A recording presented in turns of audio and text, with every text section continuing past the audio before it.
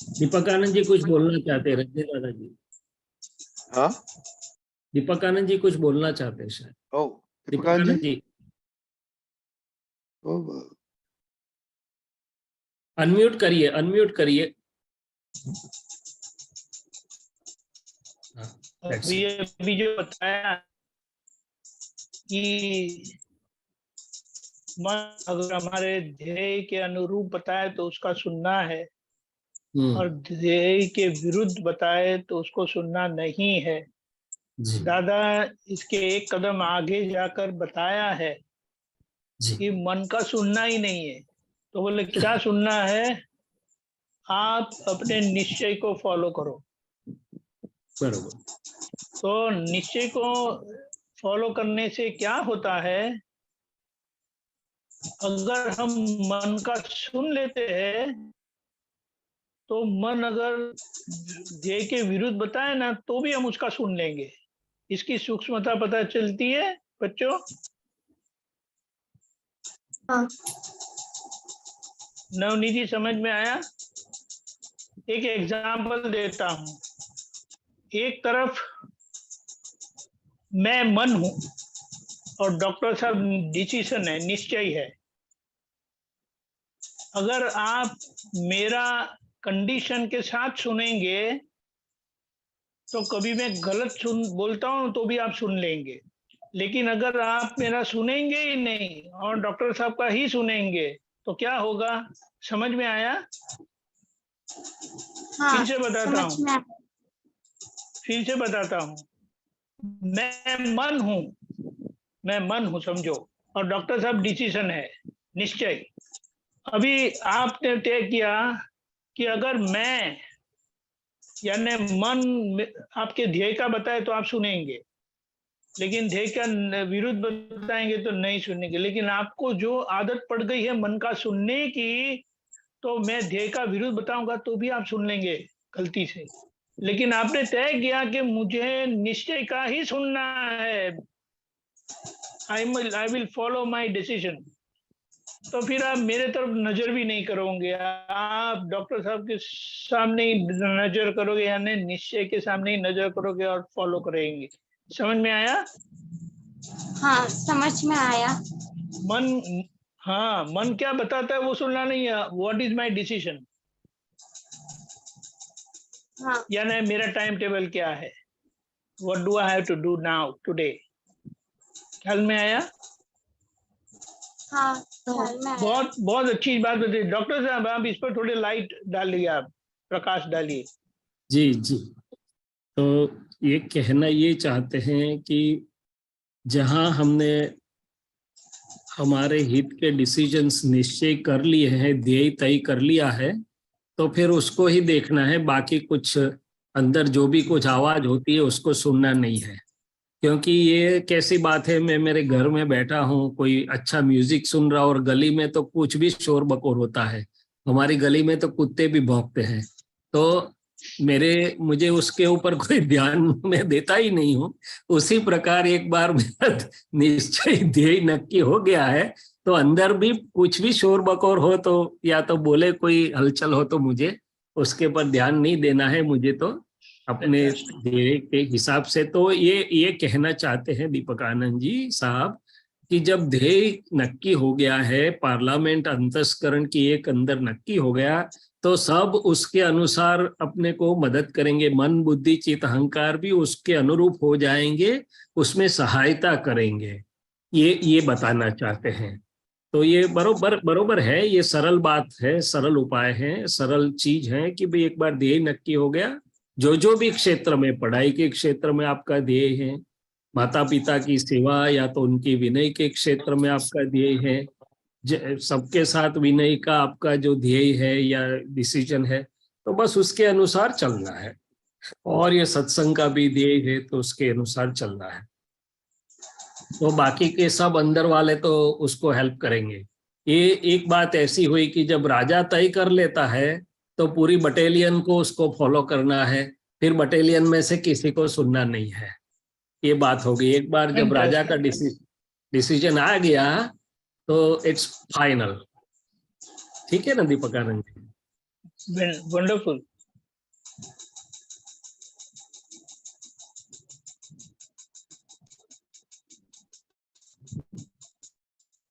जय सच्चिदानंद। जय सच्चिदानंद। आगे जो बात कर, हाँ, ये पद कौन करने वाला है आज?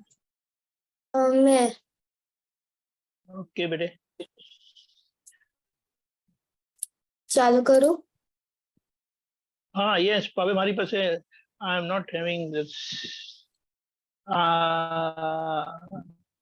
Can you share the screen? You don't share the screen? हाँ। Very good. Okay, fine. એને મોટું કરજે. હા, fine. સચિદાનંદ। Very good. જય સચ્ચિદાનંદ. Start. આ દુનિયા થી છૂટી દાદા સીધું જ મોક્ષે જાવું છે। અંતરના આશ્રયમાં શુદ્ધાત્માનું ભાતું છે। આ દુનિયાથી છૂટી દાદા સીધું જ મોક્ષે જાવું છે। અંતરના આશ્રયમાં દાદા શુદ્ધાત્માનું ભાતું છે। મંગળિયાના ખેતરમાં હે બાવાનું બિયાવું છે। મંગળિયાના ખેતરમાં હે બાવાનું બિયાવું છે। અતિક્રમણથી પ્રતિક્રમાતું બાવાનું જગું જાણું છે। અતિક્રમણથી પ્રતિક્રમાતું બાવાનું જગું જાણું છે। આ દુનિયાથી છૂટી દાદા સીધું જ મોક્ષે જાવું છે। અંતરના આશ્રયમાં દાદા શુદ્ધાત્માનું ભાતું છે। જય સચ્ચિદાનંદ। જય સચ્ચિદાનંદ। કેવી રીતે સિલેક્ટ કર્યું આ પદ? મમ્મીએ કે ડેડીએ સિલેક્ટ કરી આપ્યું? ના, મેં પોતે જ કર્યું છે। શું વાત છે? પછી સમજાઈ ગયું ને? ના।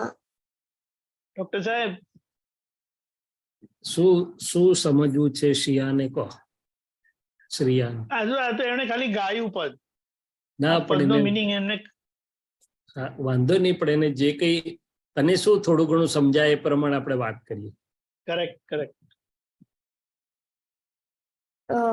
કે દાદા મોક્ષમાં ગયા છે।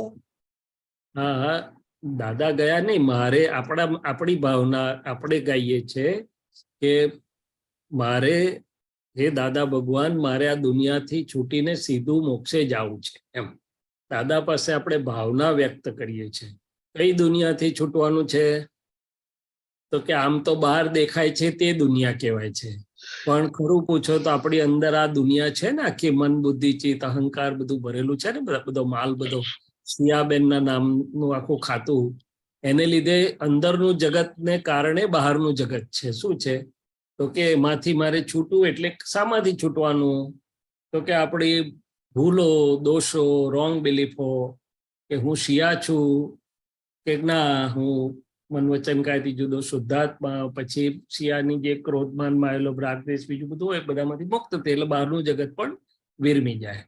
તો મુક્તિ એટલે કે મોક્ષે જવું છે। અંતરના આશયમાં દાદા શુદ્ધાત્માનું ભાથું છે। જેને દ્રષ્ટિ મળે છે દાદા ભગવાન પાસેથી અથવા દાદા ભગવાનના દિવ્ય ભેદ વિજ્ઞાનના પ્રયોગથી કે મન વચન કાયથી જુદો હું શુદ્ધાત્મા છું, તે શુદ્ધાત્માનું બધું ભાથું એટલે કે રકમ જમા થાય છે। ચોપડામાં રકમ જમા થાય ને બધી શુદ્ધાત્માની। એટલે હવે આશય એટલે શું? તો કે બુદ્ધિનો ઇન્ટેન્ટ કહેવાય છે આપણું। હવે આપણા બુદ્ધિના ઇન્ટેન્ટમાં આપણે તપાસ કરીએ તો બધી ઘણી વસ્તુ હોય, જુદે જુદે ટાઈમે। નાના હોય ત્યારે રમકડા રમવાનું હોય, જરા મોટા થઈએ એટલે મોટા રમકડા રમવાનું હોય, પછી મોટા થઈએ એનાથી વધારે તો સ્કૂલની કઈ ગેમ્સ હોય, શોખ્સ હોય, આપણા હોબીઝ હોય, એવું તેવું બધું આપણા બુદ્ધિના આશયમાં હોય. પણ હવે કે છે અંતસ્કરણ, અંતર મારા હૃદયમાં આ આશયમાં શુદ્ધાત્મા છે એમ કે છે, ને શુદ્ધાત્માનું ભાથું છે. મંગળિયાના ખેતરમાં હે બાવાનું બિયાવું છે. મંગળ એટલે આ નામધારી મન વચન કાયા શૈલેષભાઈ ને એના નામની માયા, ભાવ કર્મ, દ્રવ્ય કર્મ, નો કર્મનું આજે પોટલું જે દાદાને સમર્પણ કરીએ છીએ આપણે, એ ફાઇલ 1 કયું, એ મંગળદાસ કયા. અને બાવો એટલે જે આપણને દ્રષ્ટિ મળે છે કે હું શુદ્ધાત્મા છું, 5 આજ્ઞા મળે છે, એ બધું અને સમજણ પ્રાપ્ત થાય છે, બધો બાવાનો ભાગ થયો. એટલે એ હવે સવડી સમજણથી આ મંગળદાસ પણ સવડા થઈ રહ્યા છે એમ કે છે. શું એટલે કે આપણી પ્રકૃતિ નામધારી એ પણ બધું ઇમ્પ્રુવ થાય છે ને બેટા, આપણા બધાનું થઈ રહ્યું છે ને. તો કે સમજણ રૂપી બીજ બધા આ પ્રકૃતિને પણ ફાયદો કરીને એમાં સુધાર લાવે છે એવું કે છે. અતિક્રમણથી પ્રતિક્રમાંતુ એટલે આ ફાઇલ 1 કઈ ભૂલ કરે, કોઈને દુઃખ દે, કોઈનું ના માને, કોઈનું આમ તેમ કરે એટલે તરત પેલો અંદરથી ચેતવે, પ્રતિક્રમણ કરાવે. એટલે બાવો એટલે કે અંદર જે જાગ્યો, જે ભાગ સમજ્યો, જે જાગ્યો, એ બધો ચોખ્ખો થઈ રહ્યો છે એમ કે છે. શું થાય છે, સમજાયું?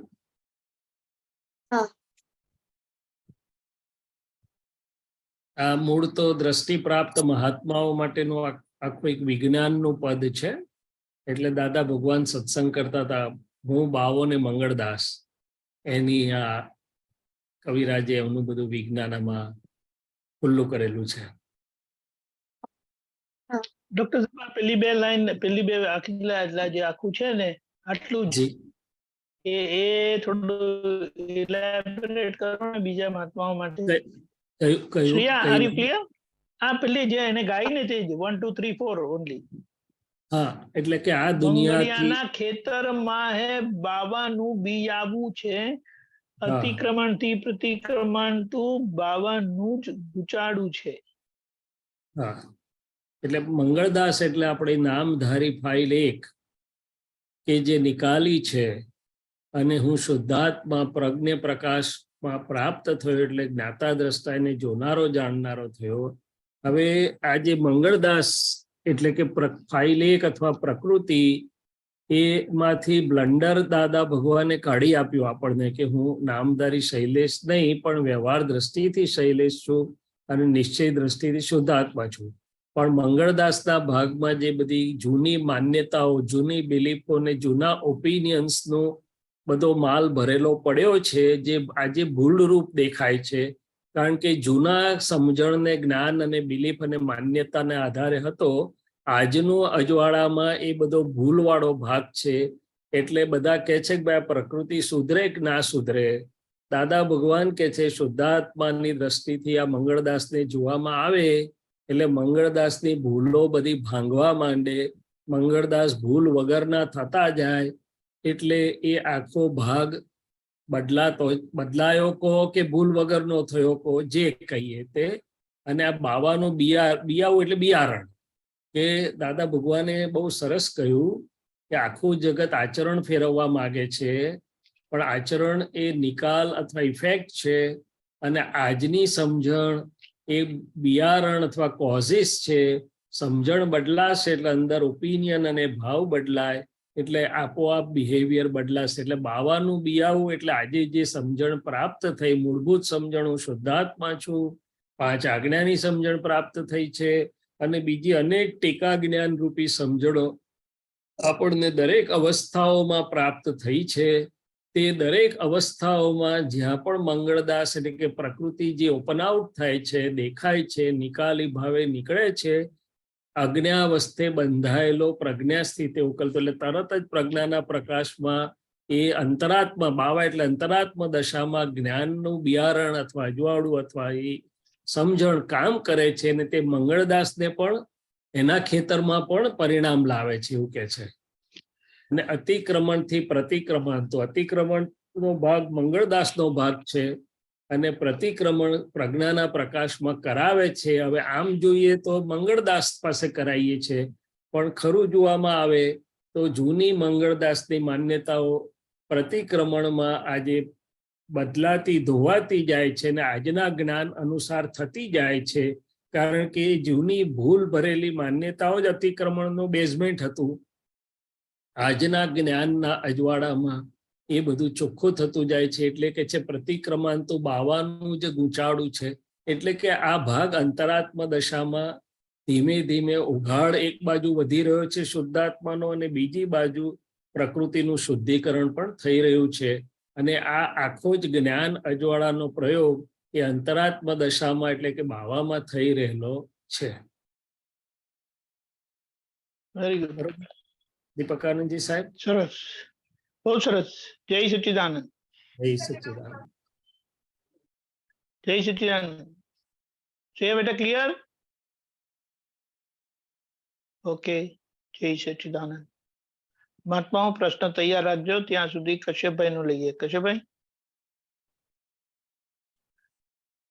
ઓ મોમેન્ટ, જય સચ્ચિદાનંદ. એક મિનિટ.